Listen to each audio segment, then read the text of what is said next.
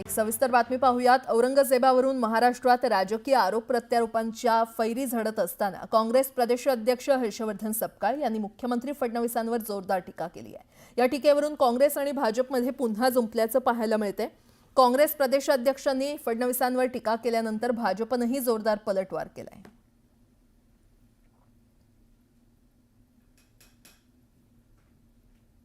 सदाकदा धर्माचा आधार हा औरंगजेब घ्यायचा। औरंगजेब कधी हजला पण केला नाही आणि हा क्रूर शासक होता। आज देवेंद्र फडणवीस तेवढेच क्रूर आहेत। सदाकदा धर्माचा आधार घेतात आहे, मात्र संतोष देशमुख सारख्या हत्या ज्या होतात आहे तिथे खासदारांच्या लेखीबाळी सुरक्षित नाही। हा प्रकार आज दुर्दैवानं आज महाराष्ट्रात हा देवेंद्र फडणवीस सारखाच आहे। त्यामुळे औरंगजेब आणि देवेंद्र फडणवीस यांचा कारभार एकसारखा आहे।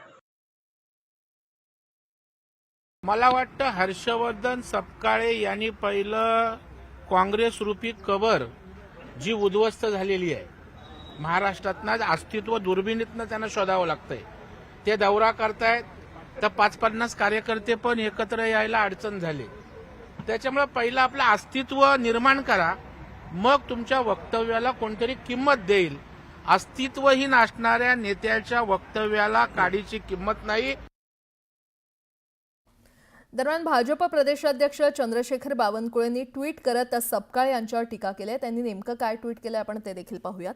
हर्षवर्धन सपकाळ यांचे वक्तव्य अत्यंत बालिश आणि महाराष्ट्राच्या राजकीय संस्कृतीला काळीमा फासणारं आहे। औरंगजेबाची देवेंद्र फडणवीसांशी तुलना म्हणजे सूर्यावर थुंकण्याचा बालिश प्रयत्न। औरंगजेबानं धर्माच्या नावावर हिंदूंचं शिरकाण केलं, कर लादले। देवेंद्रजी मात्र सर्वांना घेऊन कायद्याच्या चौकटीत राहून राज्य चालवतात। असं हास्यास्पद वक्तव्य करून ते चर्चेत राहण्याचा प्रयत्न करत आहेत, असं म्हणत चंद्रशेखर बावनकुळे यांनी टीका केली।